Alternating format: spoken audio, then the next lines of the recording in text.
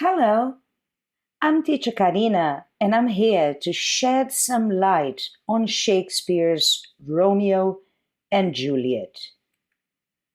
First and foremost, keep in mind that Shakespeare was writing during the European Renaissance.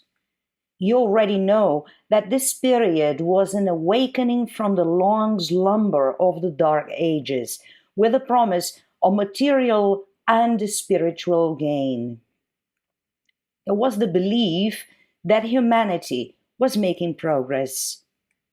Economically, the Renaissance represented the end of feudal modes of living with the rise of urban centers. In other words, aristocratic landowners lost their hegemony over the lower classes. The Renaissance was the cradle of humanism. Once mankind was believed capable of earthly perfection. Socially, the Renaissance witnessed the rise of nationalism and democracy, and of the middle class, once trade and commerce became full enterprises in their own right. Boundaries were expanding. You see, fashions in Venice soon became the fashions in Paris and eventually in London. Meanwhile, English court life had a profound influence on poetry and drama. The period was highlighted by the invention of the printing press by Gutenberg around 1440 and the Protestant Reformation. Being close to the king or queen was desirable but also dangerous.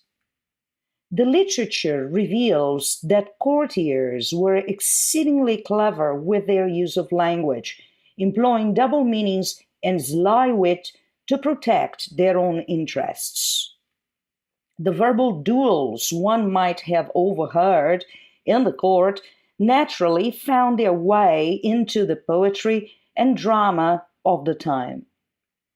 The communication style of Shakespeare's vivid characters, for example, had its genesis in the court of the English royalty.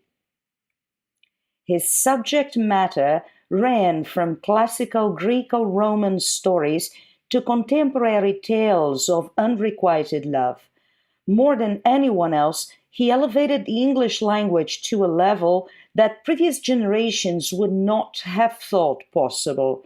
His uncertain biography has led to numerous conspiracy theories, even to the point of questioning whether he was in fact a single person. In England, the rise of Puritanism put the brakes on the pursuit of knowledge. Another factor leading to the end of the English Renaissance was the failure of Queen Elizabeth to produce an heir. All of England adored their queen, yet she was literally the end of a line. The power vacuum she left behind was immense and set the stage for shocking violence and intrigue. In a nation fraught with such political uncertainty, the arts invariably suffered a decline.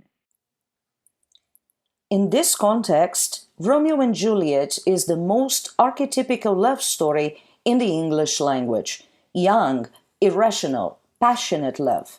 Their youthful lust is one of the many reasons why their relationship grows so intense so quickly.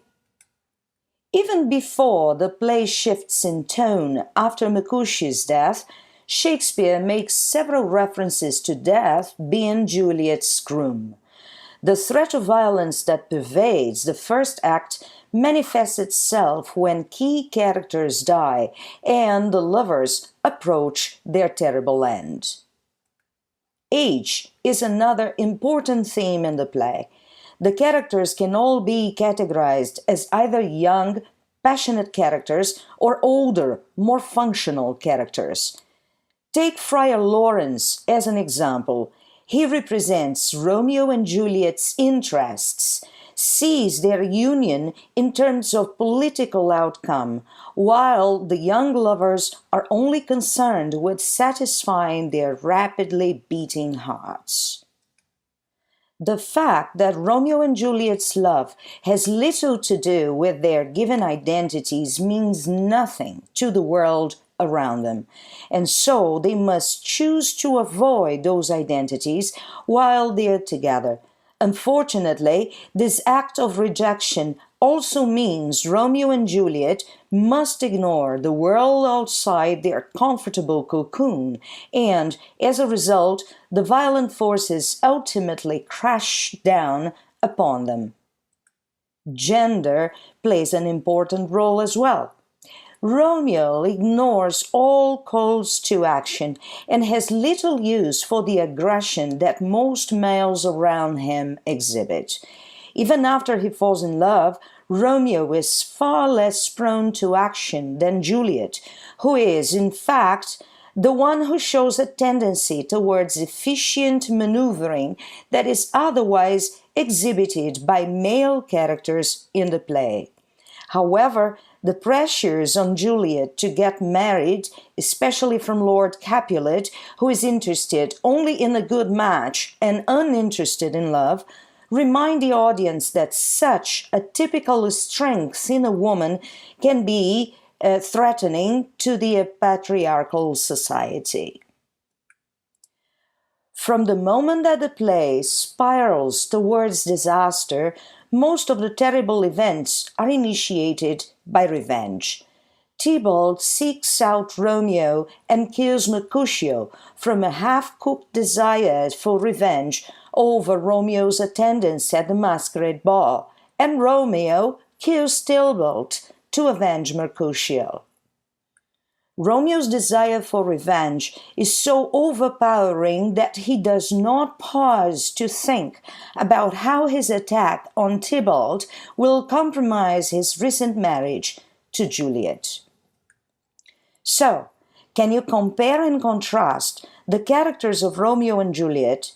How do they develop throughout the play? Romeo is a passionate, extreme, excitable, intelligent, and moody young man, well liked and admired throughout Verona. He is loyal to his friends, but his behavior is somewhat unpredictable. Romeo finds a legitimate object for the extraordinary passion that he is capable of feeling, and his love for her takes control of him. Juliet, on the other hand, is an innocent girl and is startled by the sudden power of her love for Romeo. Guided by her feelings for him, she develops very quickly into a determined, capable, mature, and loyal woman who tempers her extreme feelings of love with sober-mindedness. Several characters criticize Romeo for falling in love too quickly. Do you believe this is true? Does his tendency towards infatuation give the audience any reason to question Romeo's affection for Juliet? Romeo is arguably in love with being in love, more than he is in love with any particular woman. The speed with which his affections shift from Rosaline to Juliet, all before he ever exchanges a word with the latter, suggests that Romeo's feelings of love are closer to lust than commitment. However, it is also possible to argue that Romeo's lust does not invalidate the purity of his love. Romeo and Juliet celebrates young, passionate love, which includes physical lust. Furthermore, whereas Romeo was content to pine for Rosaline from afar, his love for Juliet forces him to spring into action. Therefore, a possible reading is that Romeo and Juliet's relationship might have been sparked by physical attraction, but it grew into a deep spiritual connection. Thanks for watching. Bye.